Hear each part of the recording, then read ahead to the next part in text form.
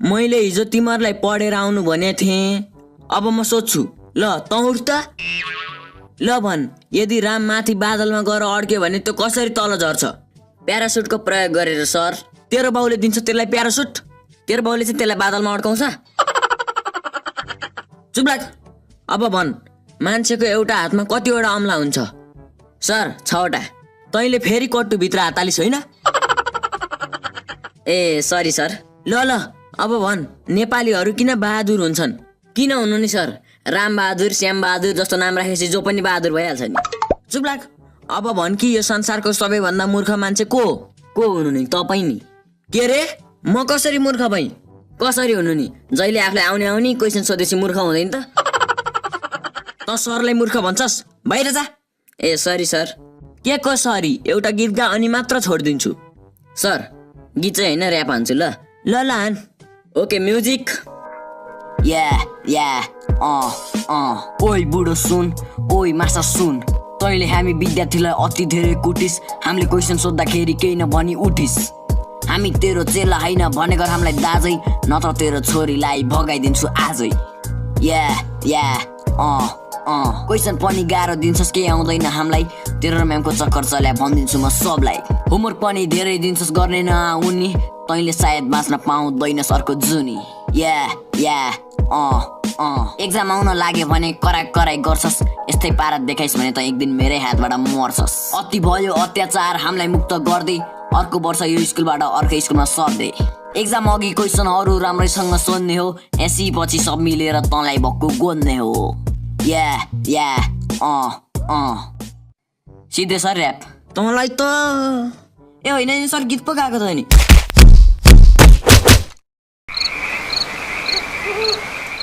होइन यो प्रिन्सिपल सरलाई आज के भन्छ? बोल्दैन नि त। मदेखि रिसाए कि के हो? सर के भयो? हामीलाई मिटिङमा त बोलाउनु भयो, तर तपाईँ केही बोल्नुहुन्न त। म हेरिरहेको छु कि तपाईँको छोरो तपाईँको अगाडि नहल्लिकन कति बेरसम्म बस्न सक्छ। हुन त चाकचिला रहेछ सर, तर केही छैन, यत्तिकै बस्छु। किन र सर? यसले केही नराम्रो काम गर्यो के हो? के गरेन चाहिँ भन्नु न। अस्ति म क्लासको बिचमा टोइलेट जाँदा मेरो मोबाइल क्लासमै छुटेछ। तपाईँको छोराले मेरो मोबाइलबाट प्रिया म्यामलाई आई लभ यु लेखेर पठाइदिएछ। त्यसपछि त प्रिया म्यामको छेउमा नि जान सकेको छैन म। सर अनि तपाईँ पढाउँदाखेरि जहिले प्रियाको एक्जाम्पल दिनुहुन्छ अनि प्रिया म्यामलाई मन पराउनुहुन्छ होला भन्ठाने नि त। प्रिया मेरो छोरीको पनि नाम हो। ए त्यसो भए त मैले पो मेसेज हान्नु पर्ने रहेछ है। अब 1-2टा गल्ती गरिहालेछ सर, माफ गरिदिनु न यसलाई है। 1-2टा गल्ती गराए भए ल ठिकै छ नि त भनेर माफ गरिदिन्थेँ। 100-200 वटा गरेछ, कसरी माफ गरिदिनु? त्यस्तो गरेर सर? त्यस्तो होइन, कस्तो गरिसक्यो।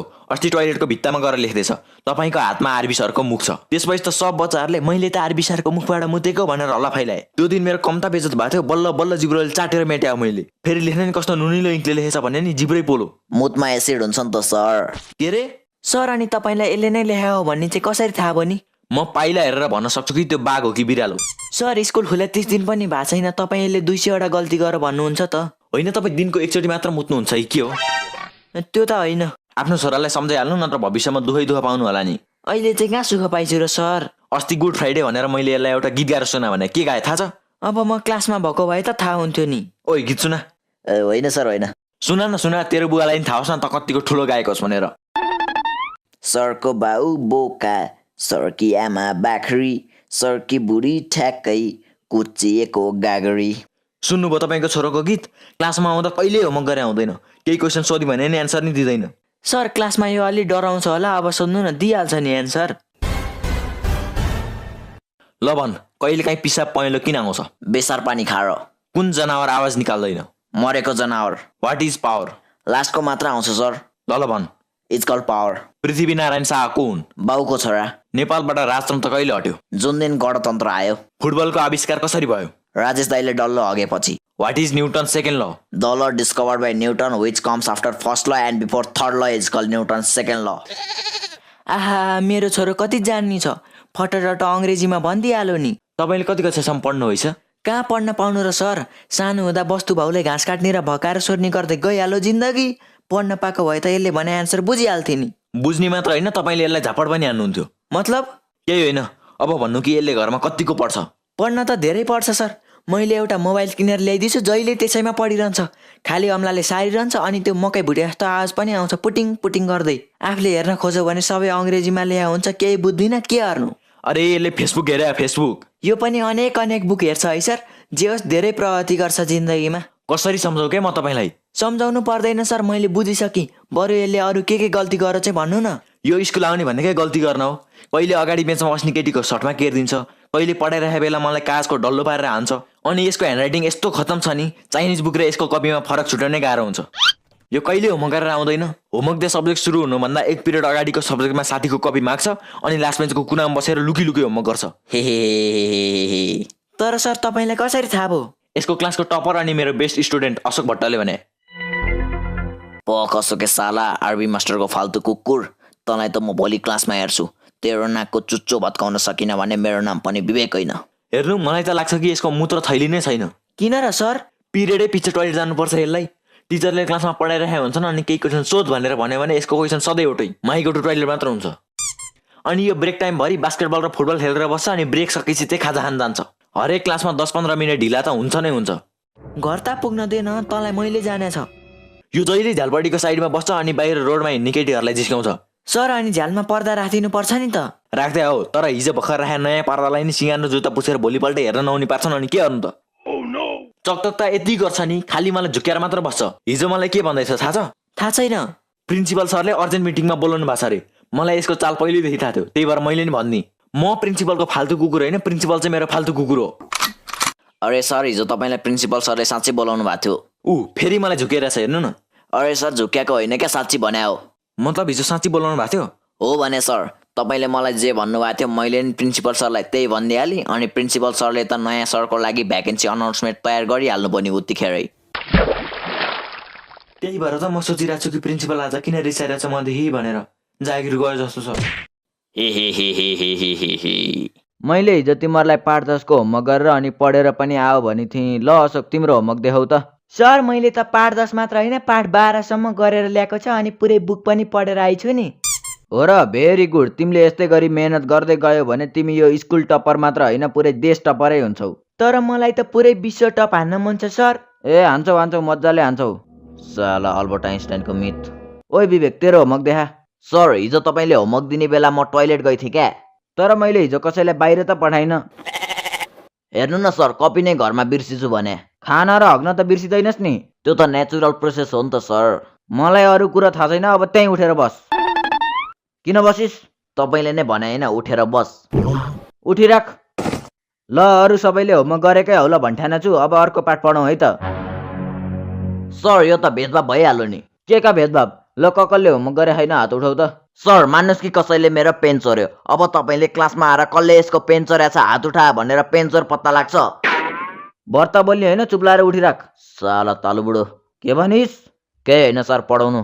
ल, आज हामी पढ्छौँ कविताको बारेमा। त्यो कसैले नचिन्ने केटीको बारेमा चाहिँ किन पढ्नु? कविता भने पोएमका पोएम। ल पढाउनु। ल अशोक, एउटा कविता वाचन गर त। मेरो कविताको शीर्षक छ पानी। पानीले हाम्रो प्यास मेटाउँछ। वाह वाह वाह वाह। पानीले हाम्रो प्यास मेटाउँछ, बलेको आगो पनि पानीले नै निभाउँछ। वाह, अति सुन्दर। थुक्क, यसको भन्दा राम्रो कविता त मै भनिदिन्छु।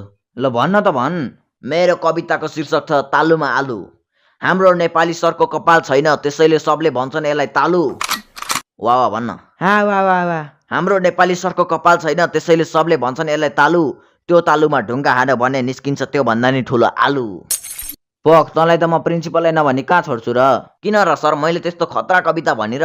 अरे हो, आफूलाई लक्ष्मी प्रसाद सम्झिने लोहादे प्रसाद। राइमिङ मात्र मिलाएर कोही कवि बन्दैन, बुझिस्? बुझी। भोलि तिमीहरूको प्र्याक्टिकल मार्क्स दिइन्छ। सबजना स्कुलमा प्रेजेन्ट हुने नि। 1 जना बराबर 25 मार्क्स आउँछ है। सर, त्यसो भए म मेरो टोलका 3 जना थप केटाहरू ल्याउँछु। म शुद्ध 4 जना भइहाल्छ। मलाई त 100 मार्क्स आउँछ होला नि, होइन? नाम भने विवेक, तर यसको विवेक कुन दुलोमा छ थाहा छैन। ल, अब म तिमीहरूलाई शब्द अर्थ सोध्छु है त। ल अशोक, भन त। सर, उठौँ। पर्दैन बाबु, पर्दैन। तिम्रो खुट्टा दुख्ला, फेरि पढ्ने मान्छे जात दिने बेला केही भइहाल्यो भने त हाम्रो त नाकै काटिन्छ नि। बसेरै भन्दा हुन्छ। हस् सर, हस्। ल, म शब्द भन्छु, तिमी अर्थ भन है। नित्यकर्म, दिनदिनै गरिने काम, अविस्मरणीय, बिर्सन नमिल्ने, संकीर्णता, साँघुरो विचार। ल भयो, तिमीलाई सब आउँदो रहेछ। घोकन्ते साला। ल विवेक, अब तेरो पालो। सर, क्लासमा अरू विद्यार्थी नि छन् त, मलाई मात्र किन सोधे? मेरो इच्छा। त्यसो भए म पनि एन्सर दिन्न, मेरो इच्छा। चुप लाग। ल, तँलाई म वाक्य बनाउ सोध्छु है त। बहिष्कारको वाक्य बना त। ल, मलाई बहिष्कार शब्द धेरै मनपर्छ। अर्थ खोल्ने गरी बना न। मलाई बहिष्कारको अर्थ खोल्ने वाक्य धेरै मनपर्छ। केही अर्थ लाग्ने गरी चाहिँ बना भने क्या? बहिष्कारको अर्थ लाग्ने वाक्य बनाउन धेरै सजिलो छ। सजिलो भयो बना न त। तपाईँ कस्तो आलु जस्तो मास्टर भने 3टा वाक्य त बनाइसकि त। अब के वाक्य नै वाक्यले निबन्ध नै लेखाउने विचार छ कि के हो? चुप्लक फटा। अनि आज क्लासमा एउटी केटी पनि देख्दिन त। ऐना ल्याइदिउँ त? सर सबै केटीहरू डान्स प्र्याक्टिस गर्न गइछन्। त्यही भएर त यो केटीहरूको ठाउँमा बसेर छ त। अनि ऊ त्यो चाहिँ किन घोप्ट्या नि? सर त्यसको पेट दुखी छ अरे क्या? बमिट त आएको छैन नि। अरे सर ब्याउनी लक्षण हो र बमिट आउनलाई। सर तपाईँ यसलाई सोध्दै हुनुहुन्थ्यो त? ए हो है, धन्यवाद बाबु सम्झाएकोमा। पोख्न तँलाई त मैले जानेछ। ल विवेक भन् त, राम्रोको पर्यायवाची शब्द के हो? राम्रोको पर्यायवाची आची होइन पर्यायवाची। त्यही क्या, राम्रोको पर्यायवाची नराम्रो। थुक्क तेरो बुद्धि। यस्तै पारा हो भने तैँले यो परीक्षा पास गर्नै सक्दैनस्। किन नसक्नु नि? चिट्नै चिटको कागज कट्टुभित्र कोचेर लगेपछि लोकसेवा त पास गरिदिन्छु म। त्यही भएर त म सोध्छु नि, एक्जामको बेला चाहिँ तेरो प्यान्ट किन फुल्छ भनेर। द्याट्स माई ट्यालेन्ट नि त सर। चुप्लाक गदा, अशोकबाट केही सिक क्या? अहिलेसम्म फर्स्टबाट सेकेन्ड हुन जाने होइन यसले। यो मिसको छोरो हो नि त सर। मिसको छोरो भए चाहिँ फर्स्ट हुन पाइँदैन? पाइन्छ सर। एक्जामको अघिल्लो दिन यसकै घरमा क्वेसन आइपुगिहाल्छ अनि फर्स्ट नहुने त कुरै आउँदैन नि। हे सर यसको फाल्तु कुरा छोडिदिनु। बरु आज चाहिँ अलि धेरै होमवर्क दिनु है। हिजोको त 1 घन्टामै सिद्धिहाल्यो, धेरै गर्नै पाइनँ भने। हुन्छ बाबु हुन्छ। सर मलाई चाहिँ होमवर्क नदिनु है। स्कुलै आउन छोड्दैन, होमवर्क त पाउँदैनस् नि। बाउले मार्छन् अनि के गर्नु त? तँलाई त मैले रेस्ट टिकट गर्न मिल्ने भए अहिले गरिदिइहाल्थेँ। सक्दैनस् तालु बुढो, सक्दैनस्। तँलाई यो स्कुलमा जागिर दिलाउने त मै हो। सर जस्तो मान्छेलाई त भन्छस्? जस्तो आउँछ त्यस्तै फर्काउने बानी छ नि त मेरो। पक, आज म तेरै घरमा गएर तेरो बाउले तेरो बानीको बारेमा भनिदिन्छु। मसँग नि तँ अस्ति चोकमा बसेर चुरोट तान्दै गएर फोटो छ। तेरो बुढीलाई पठाइदिउँ कि के हो? ए बाबु त्यस्तो नगर न, तिमी त यो स्कुलको राम्रो विद्यार्थी हो नि। हे सर यो कुरा चाहिँ पछि गर्नु है, मलाई चाहिँ होमवर्क दिइहाल्नु न। साला पढन्तेको बान पहिला तँलाई ठिक पार्छु, पोख्न। ए होइन होइन होइन। ल अया आथा। साँच्चै मैले त चुरोटै तान्ने गरे होइन त।